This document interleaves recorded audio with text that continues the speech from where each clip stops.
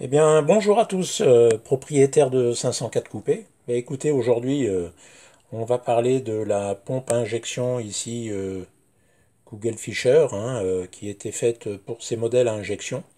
Une injection totalement mécanique, il n'y a pas d'électronique, donc tout est bien disposé sur ce type d'injection. On a ici un correcteur altimétrique, hein, qui va venir prendre sur ce tuyau la pression d'air qui arrive et ici le correcteur qui arrivera à l'intérieur de la pompe pour déplacer et corriger la membrane en fonction de la pression atmosphérique. On aura ici une tubulure au niveau de l'air puisque ce modèle-là est commandé uniquement par de l'air. Il n'y a aucune transmission mécanique au niveau de la pédale d'accélérateur. C'est la dépression moteur qui vient corriger ici via cette cloche ici qui inclut deux membranes et qui vont venir pousser ou corriger la pression, pas la pression d'essence, le débit d'essence qui va durer plus ou moins longtemps puisqu'on ne modifie pas la pression, puisque les injecteurs, eux, sont arrêtés d'une manière entre, je crois, entre 20 et 25 bars, donc la pression, elle sera toujours identique. Il n'y aura donc pas de modification de pression d'injection. Et ici, on aura un bloc de distribution d'essence par un arbre à cam entraîné par une courroie au niveau, euh, au niveau du vilebrequin, suivant l'ordre d'allumage comme l'allumeur, hein, donc un 3-4-2, et l'essence sera distribuée sur les différents cylindres par les injecteurs. Donc ici, on aura ce boîtier de distribution d'essence lequel il y a des petits pistons à l'intérieur, ça peut gripper. Ici, on a une cloche avec des membranes qui peuvent être percées. Enfin, tout un tas de petits tracas. C'est un peu de l'horlogerie. Malheureusement, les pièces, on les trouve plus. Il faut des outils spéciaux. Bon, le fonctionnement est simple. Les réglages sont compliqués quand on est dans un garage comme moi, un garage personnel, hein, pas un garage automobile, et puis qu'on n'a pas les outils. Mais malgré tout, au bout d'un moment, il faut s'y lancer. Donc c'est ce qu'on va voir. Merci. Donc voilà, là on a fait un petit peu de place, hein. J'ai enlevé les tuyaux d'injecteur. J'en ai profité pour démonter les injecteurs et puis changer les rondelles en cuivre pour un resserrage au couple. Et puis là maintenant, je vais enlever ici la boîte de distribution avec les 4 vis à laine. Il y a un écrou, une vis en dessous avec un banjo pour la circulation d'huile, hein, faut pas oublier de le démonter. Sinon jusque-là, il n'y a pas de particularité technique. Alors voilà le bloc de distribution d'essence qui est démonté, hein. Donc on avait nos 4 tuyaux d'injecteur ici. Arrivée, sortie d'essence. Sur le dessous, on peut voir 1, 2, 3, 4 qui sont les clapets anti-retour d'essence qui fonctionnent comme un clapet anti-retour, je dirais, c'est-à-dire que la basse pression arrivant de la pompe électrique du réservoir à 1,5 et 1,7 bar, quand la haute pression est comprimée par les pistons ici, c'est pour que la haute pression ne retourne pas au réservoir et ne comprime pas le réservoir. Donc c'est un clapet anti-retour, on va dire. Alors j'ai démonté. Ça c'est tout joli, c'est bien propre. On dirait même que c'est un peu neuf, mais malheureusement j'ai l'impression. Alors on peut voir les pistons qui coulissent. Donc il n'y a pas de grippage. Et malheureusement, j'en ai un ici. J'en ai un qui grippe. Et voilà. Donc je pense que j'ai pas démonté pour rien. Alors on va faire un petit démontage du piston.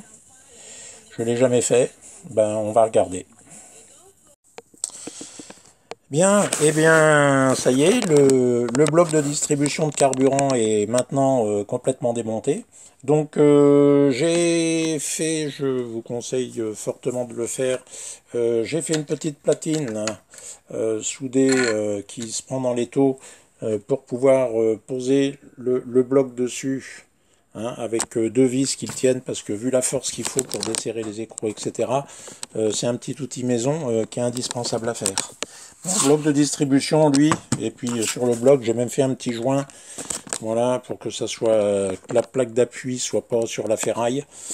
Donc ça, c'était nickel. Bon, bah le bloc, lui, il est un peu, voilà, c'est tout, c'est un peu pourri, de toute manière, ça a une quarantaine d'années, et encore que, bah, je m'attendais à pire. J'ai pas d'historique du véhicule. C'était pourtant une première main, mais j'ai pas eu l'historique, donc je ne sais pas si ça a été démonté ou quoi que ce soit. Donc pour le démontage, bah, tout ça c'est un petit peu compliqué malheureusement parce qu'on n'a pas les outils spéciaux. Donc je vous conseille, bien évidemment, c'est pas que je vous conseille, c'est impératif de bien numéroter 1, 2, 3, 4 pour chaque cylindre. Hein, vu que les pistons et le cylindre là, sont appairés l'un avec l'autre, surtout ne pas mélanger les pistons et les cylindres. Le petit clapet anti-retour de carburant, d'aspiration de carburant, bah, comme vous pouvez le voir, le filtre il est tout marron, tout cradingue, etc. Les vis diaboliques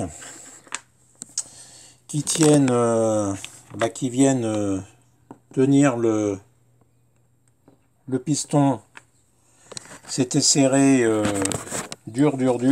Donc moi j'ai pris une clé, je sais plus comment ça s'appelle celle-là, une clé à tube là, que j'ai meulé un petit peu et j'ai réussi à coincer en donnant un petit coup de marteau dans le et à les desserrer comme ça et en mettant un tournevis en travers. Vous voyez le vieux tournevis là, ben, je l'ai tordu, c'est vraiment serré. Donc faites très attention à pas foirer tout ça, etc. Et puis après, ben, le cylindre, lui, il sortait tout seul, hein, de toute manière. Avec une petite pince, avec un petit chiffon, toc, on le tire. De toute manière, c'est les joints toriques qui le tiennent. Voilà. Donc la particularité aussi, ben, je vois là, j'en ai un, apparemment, il y a des joints confondus autour, là, c'est plein de gras. Et puis, il y a autour là une petite, si le zoom, hop, je sais pas si, bon, ça veut pas se, dommage que, voilà, je vais essayer, voilà, de faire la mise au point. Ici, là au milieu, on a une petite partie là en alu qui doit être libre parce que c'est un petit truc en alu et puis bon bah il y a un trou.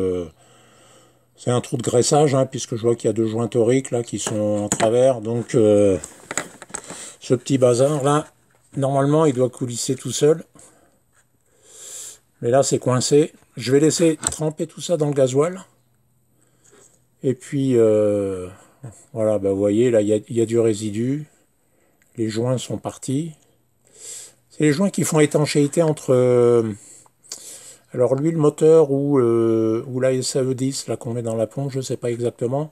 Quand ces joints sont foutus, bah, le niveau l'huile, bah, c'est l'huile moteur puisque c'est donc l'huile moteur qui va dans le carburant et qui fait monter le niveau et que vous avez du carburant qui est dégueulasse quoi. Donc en fait c'est ce petit truc là qui fait étanchéité, enfin les deux joints toriques. Hein, voilà. Donc comme vous pouvez le voir. Ben moi j'avais un piston grippé, donc je vais tout laisser tremper dans du gasoil. Et puis je sais pas comment je vais remonter tout ça.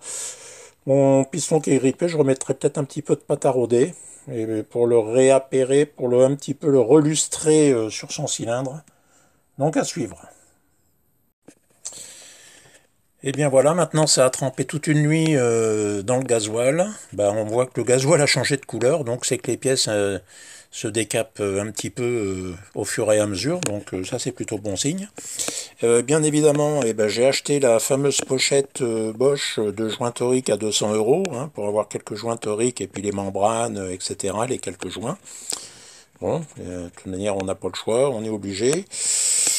Là, sur les clapets d'aspiration d'essence, bah, vous voyez, il y a les deux à droite. Là, je les ai pas encore. C'est pour la vidéo. Là, j'ai montré celui de gauche. Bah, il est nettoyé avec un nouveau joint torique. Celui là, le deuxième en partant de la gauche, il est en train. Et puis les autres, bah, je vais les nettoyer et puis continuer la réfection. Et puis, bah, là, ici, bah, j'ai mon bloc.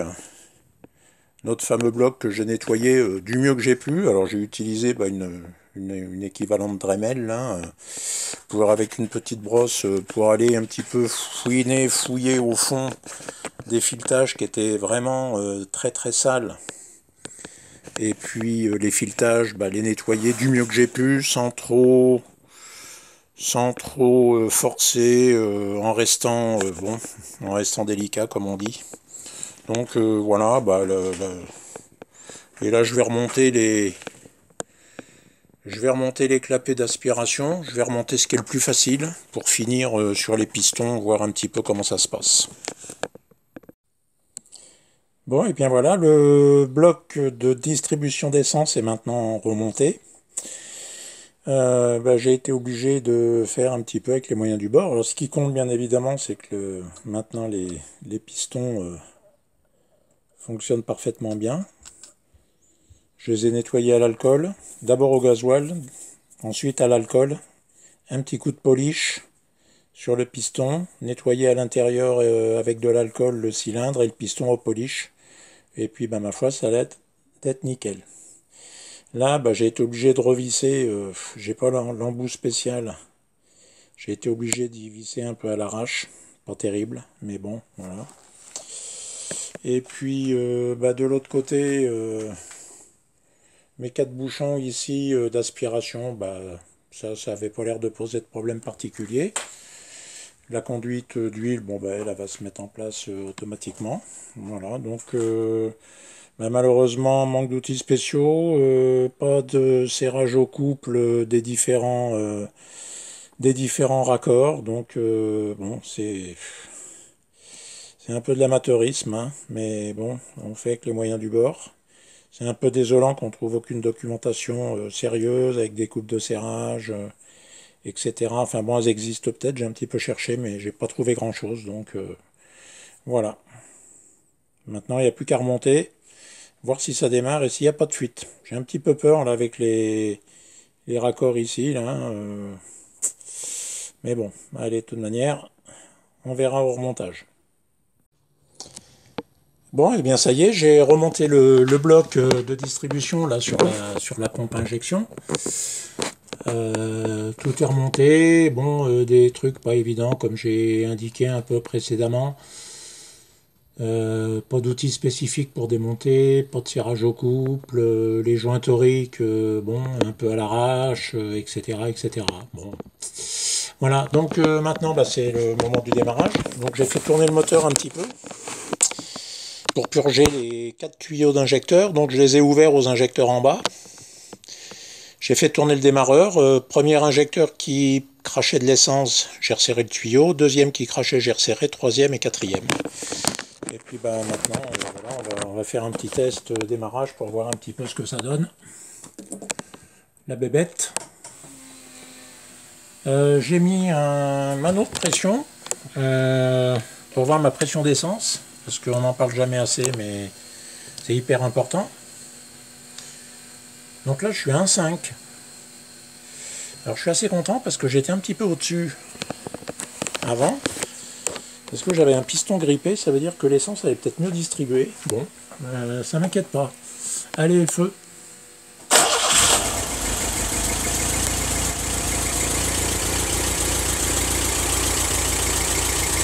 Bon.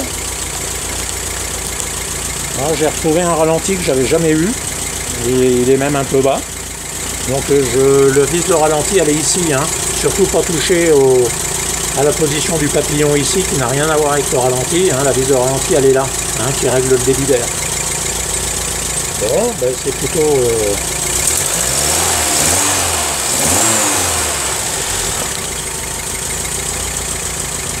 Mon ralenti, il est presque un petit peu bas. Je suis très content.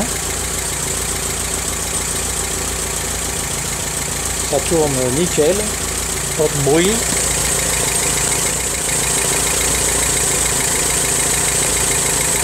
Bon, la pression d'essence.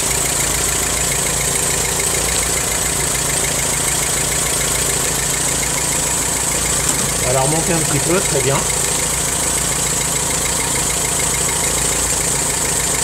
Ouais, ben 1,5, 1,7, c'est pile ce qu'il faut. Donc la pression d'essence hyper importante. Bon bah pour l'instant, après je vais sur la route. Et ben bon courage à tous si vous avez le même problème. J'espère que ce petit tuto vous aidera. Merci, à bientôt. Et n'hésitez pas à me laisser vos petits commentaires qui sont précieux parce que j'ai fait des boulettes et je crois que j'en ai fait une au départ quand je vous ai dit que la courroie C10 elle était entraînée par le vilebrequin, mais bien sûr c'est par l'arbre à cames. Voilà, merci. Et la petite réponse c'est pour ceux qui liront le tuto jusqu'au bout. Merci, à bientôt. Au revoir.